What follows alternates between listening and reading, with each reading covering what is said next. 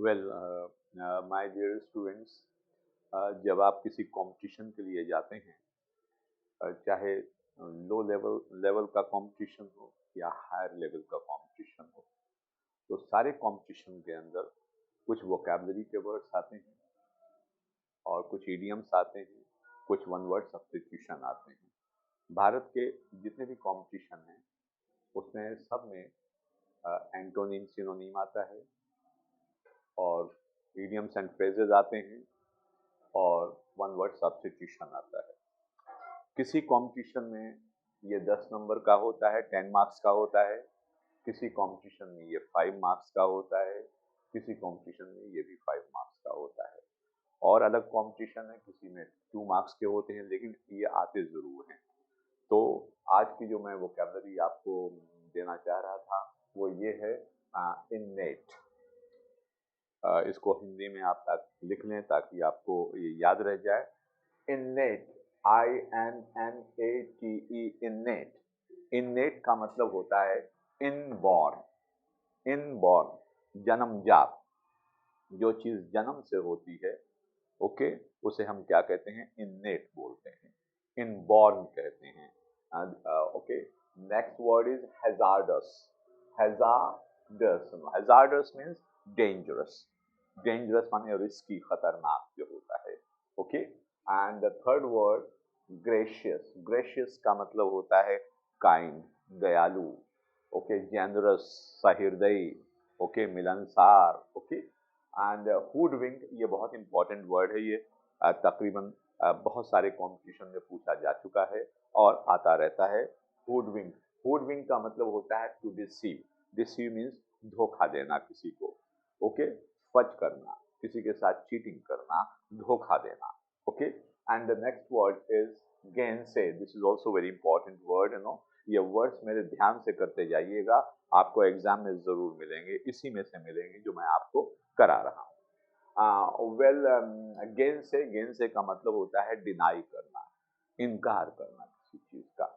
Okay, किसी ने कोई इल्जाम लगाया आपके ऊपर, कोई आपके ऊपर आरोप लगाया और आपने उसका क्या किया? क्लैरिफिकेशन किया, and that is called gainsay, deny करना। Okay, and next word is jeopardy. Jeopardy का मतलब होता है डेंजर, खतरा। Okay, J J EOPARDY। Next word is mammoth. Mammoth means very big, बहुत बड़ा, विशालकाय, बहुत बड़ा कोई चीज होती है। एंड अवेरिस, अवेरिस का मतलब होता है लालच, ग्रीड, लालच, ग्रीड। एंड ऑडेसिटी का मतलब होता है बोल्डनेस, साहस। ओके, साहस। एंड कैलस का मतलब होता है क्रूअल, निर्दयी होता है इसका मीनिंग, मीन्स हार्टलेस होता है इसका मतलब। ये तो सिनोनिम्स मैंने बताए हैं। अगर आपको सिनोनिम मालूम है तो एंटोनिम आप अपने आप कर सकते हैं, अपने आप। मान लीजिए जैसे कैलस आया और कैलस में 4 ऑप्शंस दिए हुए हैं, एक क्रूअल दिया है, एक रूदलेस दिया हुआ है, और एक काइंड दिया हुआ है, और एक कोई और वर्ड दिया हुआ है, और इसका ये सिनोनिम के बजाय एंटोनिम पूछा गया है, तो जाहिर सी बात है कैलस का जो सेम मीनिंग होता है वो काइंड होता है, और इसका अपोजिट क्या हो जाएगा? क्रूअल हो जाएगा। तो अगर आपको सेम मीनिंग मालूम है तो अपोजिट बताने में आपको कोई दिक्कत नहीं होनी चाहिए। Is it clear? एंटोनिम बताने में कोई दिक्कत नहीं होनी चाहिए। आज के जो idioms मैं आपको दे रहा हूँ, they are very important idioms, and you must be very careful about it. The first idiom, a bone of contention. A bone of contention का मतलब होता है cause of quarrel, झगड़े का कारण, झगड़े की वजह। आपने देखा होगा कि अगर हड्डी का टुकड़ा कुत्तों के पास फेंक दिया जाए तो वो कुत्ते जो हैं दौड़ते हैं उसको और वो झगड़ते हैं। उसी से ये फ्रेज बना है, bone of contention, cause of quarrel. दूसरा है to spill the beans. To spill the beans ये भी बहुत आता है, टू गिव इंफॉर्मेशन, किसी के राज को खोल देना, इंफॉर्मेशन दे देना, टू स्पिल द बीन्स होता है। और इसके बाद मैंने एक और तीसरा दिया है, to cut the mustard. Mustard का मतलब ये, इसका मतलब ये नहीं कि सरसों को काटना, इसका मतलब होता है सक्सीड होना, जिंदगी में कामयाब होने को कहते हैं। If you work hard you will definitely cut the mustard. आपको सफलता मिलेगी अगर आप मेहनत करेंगे। ओके, समझ में आ रहा है आपको? वेल, उसके बाद बैंक ऑन। बैंक ऑन का मतलब देखिए, इसे याद करने का आसान तरीका ये है, बैंक में आप क्या जाते हैं, क्या करते हैं, वहां से रुपए लेते हैं, तो उस पर आप निर्भर करते हैं कि नहीं करते हैं, डिपेंड रहते हैं कि नहीं रहते हैं। तो बैंक ऑन का मतलब होता है टू डिपेंड ऑन, किसी के ऊपर निर्भर होना, निर्भर करना। ओके, वेल, स्टैंड बाय का मतलब है सपोर्ट करना, किसी के हक में खड़ा हो जाना, किसी के फेवर में खड़ा हो जाना, उसको कहते हैं stand by. Okay, and the next वो आई मीन इसके बाद वन वर्ड सब्स्टिट्यूशन मैं आपको बता रहा हूं आज के 5 one word substitution. A person who is torn bye inner conflict, वो इंसान, वो शख्स, वो व्यक्ति जो आंतरिक द्वंद्व में द्वंद्व से परेशान हो जाता है, अंदर ही अंदर टूट जाता है, ऐसे इंसान को कहते हैं एगोनिस्ट बोलते हैं। एगोनिस्ट नहीं, एगोनिस्ट बोलते हैं। Okay, the study of sound, sound की जो स्टडी होती है उसको एकास्टिक्स बोलते हैं। क्या बोलते हैं? एकास्टिक। याद कर लीजिएगा, they are very important words. And the third one is the study of the origin and history of words. Origin and history of words, words का, वर्ड्स कैसे पैदा हुए, उनकी ओरिजिन कैसे हुई, इसकी स्टडी को कहते हैं एटिमोलॉजी। क्या बोलते हैं? एटिमोलॉजी बोलते हैं। And the fear of height, fear of height, बहुत से लोग होते हैं जिनको ऊंचाई पे जाने से डर लगता है, अरे नहीं हम जाएंगे तो गिर पड़ेंगे, हम जाएंगे तो कहीं फिसल ना जाएं, गिर ना जाएं, तो इस फियर को क्या कहते हैं? एक्रोफोबिया बोलते हैं। तो याद रखिए, एक्रोफोबिया। ओके, ये एक फोबिया होता है, एक डर होता है, एक तरह का ये जहनी बीमारी होती है, मेंटल डिस्टर्बेंस होता है एक तरह का। And one who is unable to pay debt, वो इंसान, वो व्यक्ति जो अपने कर्जे को अदा न कर पाए, अपने कर्जा ले लिया किसी से, वो अदा न कर पाए, ऐसे इंसान को क्या कहते हैं? इंसॉल्वेंट कहते हैं। ओके, तो ये आज की वोकैबुलरी हुई, और ये आज की वोकैबुलरी, इसको आपको तैयार करना है, and I will conduct your test next time, okay. Well, I am going to rub it. समझ में आ गया आप लोगों को? क्लियर हुआ कंसेप्ट? ओके, वेल, नाउ ये आपको जो वोकैबुलरीज हैं, ये वोकैबुलरी के वर्ड्स हैं, ये आपको तैयार करने हैं, और अगर आप इसको तैयार करेंगे तो आप कुछ मार्क्स जो हैं बड़ी आसानी से गेन कर लेंगे। और इसके बाद जो दूसरा पोर्शन आता है, that is called spot the error. और स्पॉट द एरर में तरह तरह की जो पार्ट्स ऑफ स्पीचेस हैं, उनके स्पॉट द एरर्स आते हैं एग्जाम्स में। ओके, वेल, मैं आपको करा रहा था एडवर्ब, एडवर्ब करा रहा था, एडवर्ब करा रहा था। एडवर्ब में कितने रूल्स मैंने आप लोगों को करा दिए थे, जरा बताएंगे आप? 5. What was the last rule that I explained to you people? Okay. Adverb,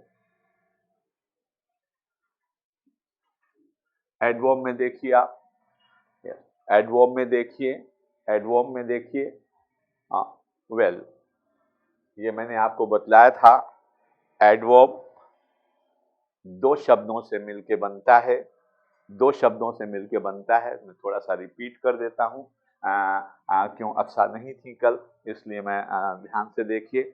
adverb, adverb ये 2 वर्ड से मिलके बना है, ad plus verb. Ad plus verb means adverb, adverb यानी वे वर्ड्स जो वर्ब में ऐड हो जाते हैं, जो वर्ब में ऐड हो जाते हैं, उनको क्या कहा जाता है? एडवर्ब कहा जाता है, एडवर्ब कहा जाता है। मसलन मैंने कहा mister Thomson, Thomson runs fast, Mr. Thompson runs fast, Mr. Thompson, he is a subject, ये सब्जेक्ट हैं, लेकिन इनका एक्शन क्या है? रन्स, दौड़ते हैं, दौड़ते हैं। और ये जो दौड़ते हैं, दिस इज वर्ब, एंड इस वर्ब से जो ऐड हो गया, इस जो वर्ब में ऐड हो गया है, दिस इज कॉल्ड एडवर्ब। तो याद रखिएगा, जनरली एडवर्ब्स जो होता है वो वर्ब के बाद में आते हैं, अक्सर आते हैं, लेकिन कुछ फ्रीक्वेंसी वगैरह जो होते हैं वो पहले भी आते हैं। ओके, वेल दूसरा देखिए आप इसके अंदर, जब मैंने कहा कि मिसेस जूली वीप्स बिटरली,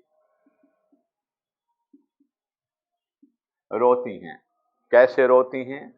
फूट फूट के रोती हैं। ओके, तो ये जो ऐड हुआ है ये बिटरली, किसमें? इस वर्ब के अंदर। This is called adverb. Actually ये फास्ट जो होता है एज एन एडजेक्टिव भी यूज किया जाता है और एज एन एडवर्ब भी यूज किया जाता है।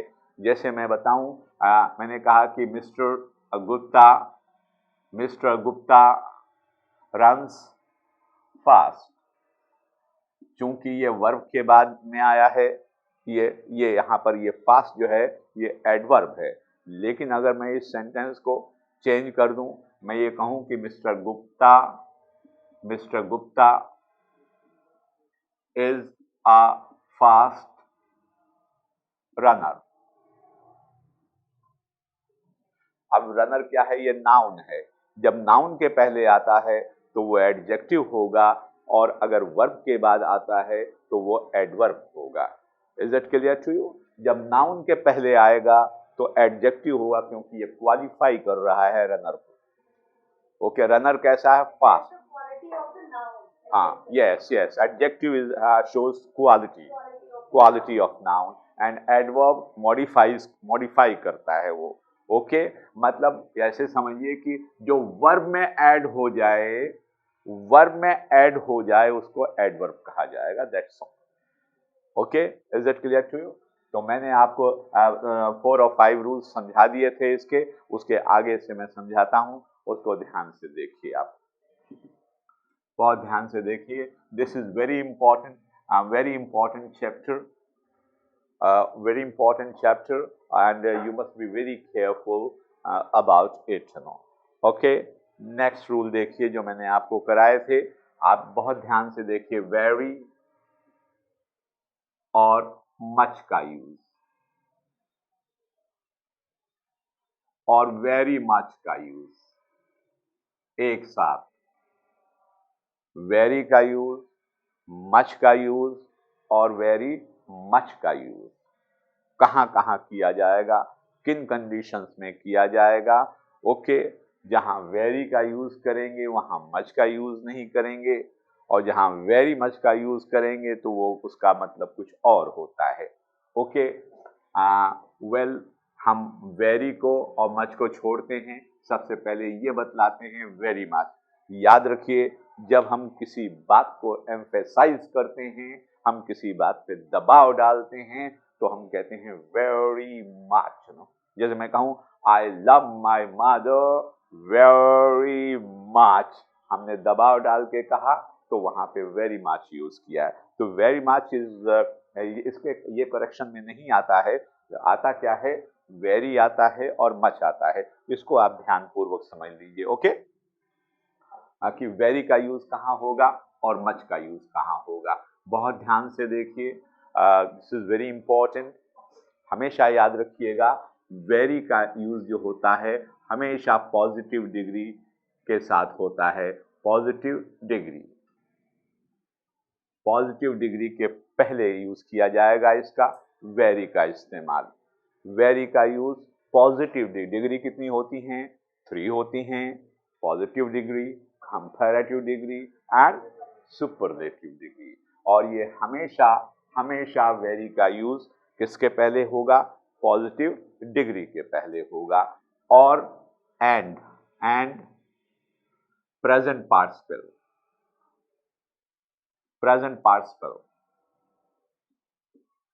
हमेशा याद रखिएगा, या तो वेरी का यूज पॉजिटिव डिग्री के पहले होगा या वो प्रेजेंट पार्टिसिपल के पहले होगा। ओके ना, मच का इस्तेमाल ये हमेशा कंपैरेटिव डिग्री में होगा बेटे, comparative degree. And past participle, past participle. Okay, फिर समझिए इस बात को, फिर समझिए, अपने डाउट को दूर कीजिए कि वेरी का इस्तेमाल, वेरी का यूज हमेशा पॉजिटिव डिग्री के पहले किया जाएगा या प्रेजेंट पार्टिसिपल के पहले होगा। और मच का इस्तेमाल हमेशा कंपैरेटिव डिग्री में किया जाएगा या पास्ट पार्टिसिपल के पहले किया जाएगा। मैं एग्जाम्पल देके आपको समझाऊं ताकि ये कंसेप्ट क्लियर हो जाए आपको। वेल, मैंने एक सेंटेंस यहां लिखा, वेल रेखा बिहेव्स वेल। आपने देखा ये वर्ब के बाद वर्ड आया, तो ये क्या है? एडवर्ब है। ओके, मैंने कहा योर परफॉर्मेंस इज गुड। ये गुड क्या है? गुड क्या है? Good boy, good girl, good adjective है कि नहीं है? और ये पॉजिटिव डिग्री है कि नहीं है? Good, better, best. गुड कौन सी डिग्री है? पॉजिटिव डिग्री है। आप अगर इसके अंदर दिया जाए कि आप वेरी और मच लगाइए, तो आप, चूंकि ये पॉजिटिव डिग्री है, तो इसके पहले क्या आएगा? वेरी आएगा, मच गुड नहीं आएगा। क्या आएगा? Very good. तो पॉजिटिव डिग्री के पहले वेरी का यूज किया गया, वेरी का यूज पॉजिटिव डिग्री के पहले किया गया। और एक और देखिए जल्दी से, प्रेजेंट पार्टिसिपल। प्रेजेंट पार्टिसिपल क्या होता है, पहले मैं आपको ये बताऊं। याद रखिए, अगर किसी भी वर्ब की प्रेजेंट फॉर्म में, किसी भी वर्ब की प्रेजेंट फॉर्म में ing लग जाता है, तो या तो वो पार्टिसिपल हो जाता है या वो जीरंड हो जाता है। मैं आपको, जैसे मैंने लिखा स्विम, स्विम ये वर्ब है, ये स्विम वर्ब है, और इसमें हमने ing लगा दिया, ing, तो ये क्या हो गया? स्विमिंग। अब ये जो स्विमिंग है, ये या तो जीरंड है और या पार्टिसिपल है। अब हम कैसे आइडेंटिफाई करें कि ये जीरंड है या पार्टिसिपल है? नाउ द क्वेश्चन इज, सवाल तो ये है कि ing लगे हुए बहुत से वर्ड्स होंगे, हम कैसे पता लगाएं कि ये प्रेजेंट पार्टिसिपल है या ये जीरंड है? तो याद रखिएगा, याद रखिएगा, मैंने एक सेंटेंस यहां लिखा कि swimming is a good exercise. मैंने एक सेंटेंस लिखा, swimming is a good exercise. अगर मैं आपसे पूछूं कि इस सेंटेंस का मतलब क्या है, तो आप क्या बताएंगे? बताइए, इसकी हिंदी क्या होगी? Swimming is a good exercise, बताइए जल्दी से, क्या होगी? क्या चीज? गलत। तैरना एक अच्छी एक्सरसाइज, इसकी हिंदी नहीं है। आप बताइए। हाँ, ये यहाँ तैरना नहीं है बेटे, ये तैराकी हो गया, तैराकी हो गया, तैराकी। ओके, तैरना क्या होगा? अगर टू लगा देंगे, हाँ, ये तैरना हुआ बेटे, ये तैरना, ये क्या होगा? तैराकी। चूंकि चूंकि इस स्विम के अंदर ing लग गया और ये नाउन का काम कर रहा है, नाउन का, तो जब नाउन का काम करता है तो वो जीरंड कहलाता है बेटे। क्या कहलाता है? जीरंड कहलाता है, जब वो नाउन का काम करता है। Now this one is gerund. बहुत ध्यान से समझिए, मैंने बताया कि जब किसी भी वर्ब में ing लग जाता है, तो या तो वो जीरंड हो जाता है या वो पार्टिसिपल हो जाता है। जब वो नाउन का काम करता है, नेम का काम करता है तो वो जीरन कहलाता है बेटे। लेकिन अगर इसमें एक्शन शो होने लगे तो वो क्या हो जाएगा, पार्टिसिपल हो जाएगा। फॉर एग्जाम्पल इधर देखिए, जैसे I saw a girl swimming in the pool. मैंने एक लड़की को देखा तैरते हुए। एक्शन कर रही है ये बच्ची। जब ये एक्शन कर रही है तो ये नाउन तो नहीं है, ये नाउन नहीं। जब ये नाउन नहीं है और एक्शन कर रही है तो ये क्या है, पार्टिसिपल है। बस आप इस चीज का ध्यान रखिए, अगर किसी भी वर्ड के अंदर ing लगा हुआ हो तो उसके पहले वेरी का इस्तेमाल होगा, दैट्स ऑल। ओके, जैसे मैं कहूं कि मैंने कहा this book is interesting.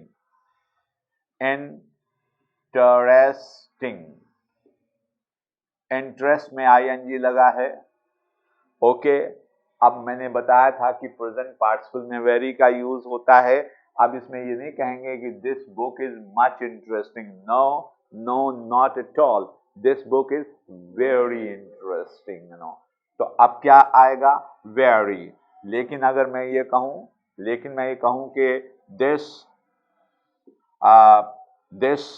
Lesson is inspiring. Inspire में आईएनजी लग गया, इंस्पायरिंग। तो अब मच इज इंस्पायरिंग नहीं आएगा, क्या आएगा, very inspiring, very inspiring. Okay, तो वेरी का कंसेप्ट क्लियर हुआ। वेरी हमेशा पॉजिटिव डिग्री के पहले आता है, पॉजिटिव डिग्री के पहले आता है, और प्रेजेंट पार्टिसिपल के पहले यूज किया जाता है। Is it clear?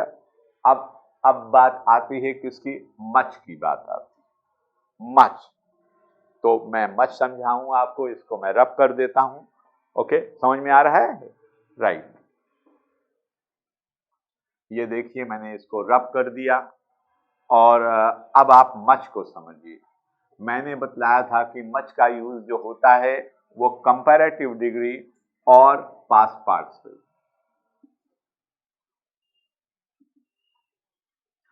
इन दोनों में होता है। ओके, इनके पहले होगा। मैंने लिखा कि this book is better than that. This book is better. अब मैंने कहा इसमें वेरी और मच का इस्तेमाल कीजिए आप।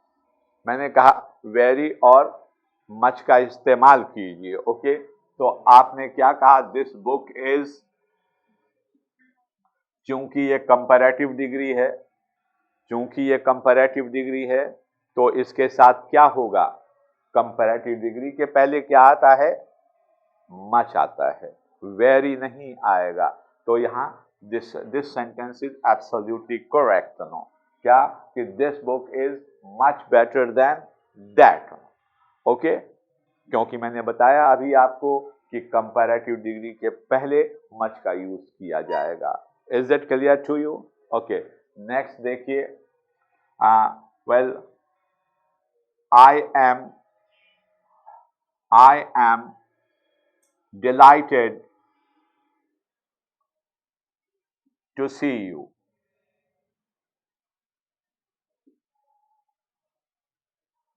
ये पास्ट पार्टिसिपल है, पास्ट का वर्ड है। अब इसमें आप ये नहीं कहेंगे आई एम वेरी डिलाइटेड, लोग बोलते हैं, but the correct is I am much delighted, I am much delighted to see you. Okay, तो याद रखिए कि हमेशा हमेशा वेरी का इस्तेमाल positive degree and present participle के साथ होगा, और मच का इस्तेमाल जो होगा वो हमेशा comparative degree and past participle के साथ किया। कुछ एक्सेप्शंस हैं जो मैं आपको बाद में बतलाऊंगा। ओके, नेक्स्ट रूल देखिए, next rule, this is also very important, very important rule, to and enough. हमेशा याद रखिए टू एंड एनफ। टू का इस्तेमाल कहाँ होगा और एनफ का इस्तेमाल कहाँ होगा। टू का यूज हम कहाँ करेंगे और एनफ का इस्तेमाल हम कहाँ करेंगे। ओके, देखिए टू और इनफ, बहुत ध्यान से देखिएगा इसको। This is very important no, ये बहुत आता है आपके एग्जाम में। ये टू है TOO, टू एंड इनफ। हमेशा याद रखिएगा टू का यूज जो होता है वो नेगेटिव सेंस में होता है यूज। नेगेटिव सेंटेंस नहीं, सेंस में यूज होगा, नेगेटिव सेंस में होगा। और इनफ का इस्तेमाल हमेशा पॉजिटिव सेंस में होगा, पॉजिटिव सेंस में होगा। ये नेगेटिव सेंस में होगा, ये पॉजिटिव सेंस में होगा इनफ का इस्तेमाल। ओके, और एक बात याद रखिए, ये इसका यूज बिफोर एडजेक्टिव होगा, बिफोर एडजेक्टिव, इसका यूज बिफोर एडजेक्टिव होगा और इसका यूज आफ्टर एडजेक्टिव होगा, आफ्टर एडजेक्टिव। याद रखिएगा ये अफर्मेटिव सेंस में होगा एंड आफ्टर एडजेक्टिव। मैं एक सेंटेंस लिखता हूं, मैंने लिखा well he is too weak to run fast. मेरा ये सेंटेंस बिल्कुल करेक्ट है। क्यों करेक्ट है? कि मैंने लिखा वो इतना कमजोर है कि वो दौड़ नहीं सकता है, तो नेगेटिव सेंस दिया और ये एडजेक्टिव से पहले यूज किया गया है, it is a correct sentence. लेकिन अगर मैं इसको ऐसे लिख देता कि he is weak enough to run fast, आपने देखा मैंने एडजेक्टिव के बाद इनफ का यूज किया है। इनफ का यूज जो किया है एडजेक्टिव के बाद, तो हमारा सेंटेंस सही होना चाहिए। लेकिन जब आप इसको हिंदी में करेंगे तो इसका हिंदी क्या होगी, वो इतना कमजोर है कि तेज दौड़ सकता है। इतना कमजोर है कि तेज दौड़ सकता है, दैट इज इनकरेक्ट। अरे भाई इतना कमजोर है कि तेज दौड़ सकता है, दौड़ ही नहीं पाएगा, कमजोर है वो। इसका मतलब अगर आपने यहाँ इनफ लगा दिया तो ये गलत है, आपने लगा दिया तो ये गलत है। इसका मतलब ये इस वीक से पहले क्या होना चाहिए, he is too weak to run fast, he is too weak to run fast. Okay, next देखिए, अब इनफ का इस्तेमाल कहाँ करेंगे। नहीं क्लियर हुआ कंसेप्ट? क्लियर हुआ। अब इनफ का मैंने कहा कि he is too wise to teach me English. मैंने इस टू का इस्तेमाल, बहुत ध्यान से सुनिएगा, देखिए अंतर देखिए, मैंने इस वाइज एडजेक्टिव से पहले टू का यूज किया है, तो मेरा ये सेंटेंस सही होना चाहिए। लेकिन इसको जब आप हिंदी बनाएंगे तो इसका मतलब होगा वो इतना वाइज है कि वो मुझे अंग्रेजी पढ़ा ही नहीं सकता है। आप कॉमन सेंस लगाइए, इतना वाइज है और पढ़ा नहीं सकता है, कैसे कैसे पॉसिबल हो सकता है। इसका मतलब है ये टू का इस्तेमाल यहाँ पे गलत किया गया है। तो हमें क्या करना होगा कि वो इतना इतना बुद्धिमान है कि वो मुझे पढ़ा सकता है, तो हमें करना पड़ेगा he is wise enough, yes, enough to teach me English. नहीं क्लियर हुआ? मैं दोबारा समझाऊं इसको आपको ताकि कंसेप्ट क्लियर हो जाए आपको। आप मिटा दूं इसको? यस,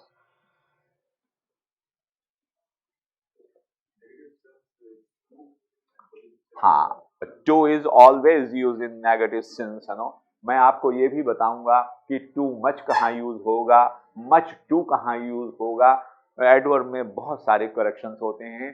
जनरली टीचर्स अपने स्टूडेंट्स को नहीं समझाते हैं।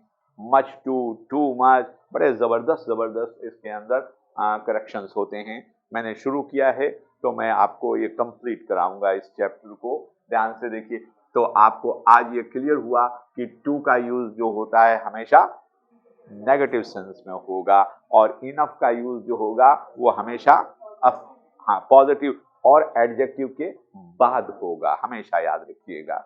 Okay, is it clear to you? मैं एक सेंटेंस लिखता हूं, बताइए ये करेक्ट है या इनकरेक्ट है ना। Okay, he is enough intelligent to get through the exams। मैंने ये सेंटेंस लिखा, he is enough intelligent to get through the examination और एग्जाम्स। तो बताइए क्या ये सेंटेंस मेरा करेक्ट है? हाँ, ये सेंटेंस करेक्ट नहीं है। तो क्या करेक्ट होगा जरा बताइए? He is intelligent enough। Is that clear to you? Is that clear?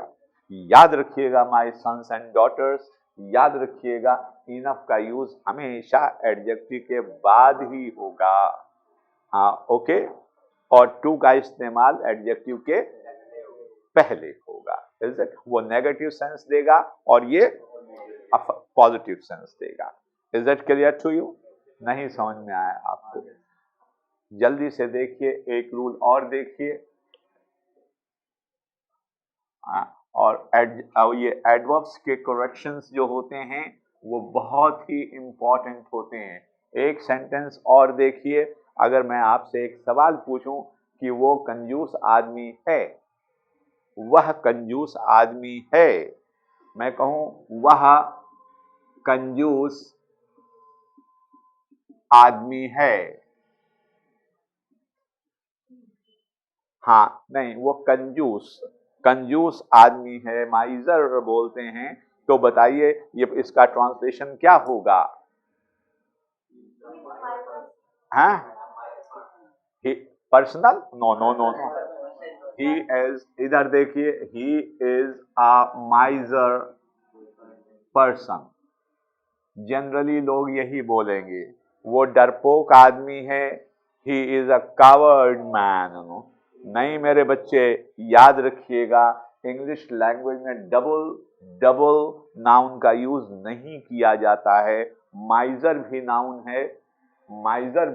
है, पर्सन भी नाउन है। इंग्लिश लैंग्वेज में कभी भी डबल नाउन का यूज नहीं किया जाएगा। तो क्या, तो फिर कैसे करेक्शन होगा? या तो इसका करेक्शन आप ये कीजिए, he is a miser and this is correct. No, लेकिन अगर कोई कहता है कि नहीं भाई हम पर्सन भी लगाना चाहते हैं और ये वर्ड भी यूज करना चाहते हैं, तो याद रखिएगा इसको आपको, इस नाउन को आपको किस में चेंज करना पड़ेगा? एडजेक्टिव में चेंज करना पड़ेगा, क्योंकि एडजेक्टिव जो होता है वो नाउन की क्वालिटी को बतलाता है। ओके, एडवर्ब में नहीं चेंज करना होगा, किस में चेंज करना होगा आपको? एडजेक्टिव में change. Double noun should not be used, I told you, double noun नहीं यूज किया जाता है। हाँ, ओके, तो अब अगर हम इसको एडजेक्टिव में चेंज करेंगे तो क्या होगा कि he is a miserly man. अब मैन भी आ गया, सॉरी पर्सन भी आ गया और ये वर्ड भी आ गया, तो अब ये डबल नाउन नहीं हुआ, ये तो नाउन है और ये इसका क्या हो गया? एडजेक्टिव हो गया। ओके, याद रखिएगा जब किसी भी नाउन के अंदर, कुछ नाउन्स ऐसे होते हैं अगर उसमें ly लगा देंगे, नाउन प्लस ly, तो ये क्या हो जाता है? एडजेक्टिव हो जाता है। अगर नाउन में ly लग जाता है तो एडजेक्टिव हो जाता है। अरे भाई मैंने बताया ना माइजर नाउन था, इसमें ly लगा दिया तो क्या हो गया, ये एडजेक्टिव हो गया कि नहीं हो गया। जब नाउन में ly लगाया जाएगा तो एडजेक्टिव हो जाएगा। ओके ना, किसमें, नाउन में, और एडजेक्टिव में ly लगाया जाएगा तो एडवर्ब हो जाएगा। ओके जैसे मैं कहूं अनफॉर्चुनेट मैन, अब ये मैन से पहले आया, एडजेक्टिव है कि नहीं है ये, इसमें अगर ly हम लगाएंगे तो ये क्या हो जाएगा, एडवर्ब हो जाएगा। This is the basic difference between adjective and adverb. हाँ ओके, अब मैंने एक सेंटेंस जैसे दिया आपको, और एक सेंटेंस दिया, मैंने कहा आपसे कि वह एक डरपोक आदमी है, वह एक डरपोक आदमी है, वह एक कायर आदमी है, कायर आदमी है। बहुत ध्यान से देखिए, मैं किसी बहुत इंपॉर्टेंट एक नतीजे पे पहुंच रहा हूं। वह एक कायर आदमी है, तो हमने क्या कहा, ही इज कायर को कवर्ड बोलते हैं, कवर्ड मैन। ये ग्रामर के पॉइंट ऑफ व्यू से गलत है।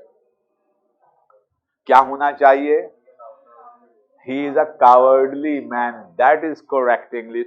या तो आप कहिए he is a coward, या और he is a cowardly man. Is that clear to you? Is that clear to you? Okay, नहीं कंसेप्ट क्लियर हुआ आप लोगों को, समझ में आया बेटे, आपकी समझ में आया, आपको क्लियर हुआ ये, आपको तो क्लियर हो चुका है शायद। ओके आगे देखिए, ओके आगे देखिए बेटे, एक रूल और देख लीजिए, जल्दी से देख लीजिए। जैसे मैंने एक सेंटेंस दिया, he behaves manly, एक छोटा सा सेंटेंस, he behaves manly। आप याद रखिएगा, नाउन में जब ly लगता है तो क्या हो जाता है, एडजेक्टिव हो जाता है, और एडजेक्टिव वर्ब के बाद यूज नहीं किया जाता है, इसलिए ये सेंटेंस गलत है। अरे भाई ly लग गया इसके अंदर, इसमें मैनली दे दिया उन्होंने, वो मैनली दे दिया उन्होंने, मैनली दे दिया उन्होंने, तो मैन क्या है, नाउन है, और नाउन में ly लगता है तो क्या बताया था मैंने, क्या होता है, एडजेक्टिव, और वर्ब के जो बाद आता है वो एडवर्ब होता है, ये एडवर्ब तो है नहीं, इसलिए ये सेंटेंस इनकरेक्ट है, ये इनकरेक्ट। तो हम इसका करेक्शन क्या करेंगे, इसको हमें एडवर्ब में चेंज करना होगा, तो क्या होगा, ही behaves in a manly manner, या आप इसको करेंगे, इसका एडवर्ब बनाएंगे तो क्या कहेंगे, he behaves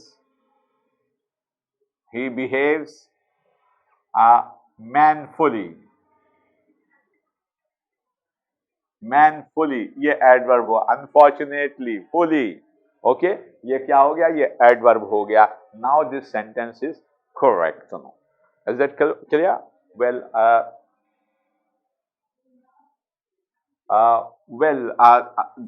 this is the I mean these are the 3 rules or 4 rules that I introduced you today। आज मैंने आपको ये 2 या 3 रूल्स मैंने आपको कराए हैं, और इसमें ही सारा टाइम आपका निकल गया है।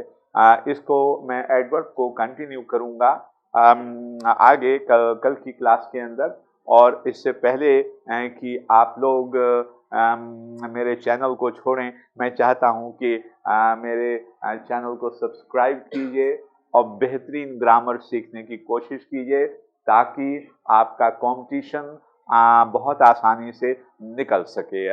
ओके, और आप यकीन मानिए कि अगर इन क्लासेस को आपने रेगुलरली अटेंड किया तो आपका कंपटीशन, खास तौर से जो स्पॉट द एरर्स आते हैं वो कभी भी गलत नहीं होंगे और सही हो जाएंगे। Okay, thank you very much.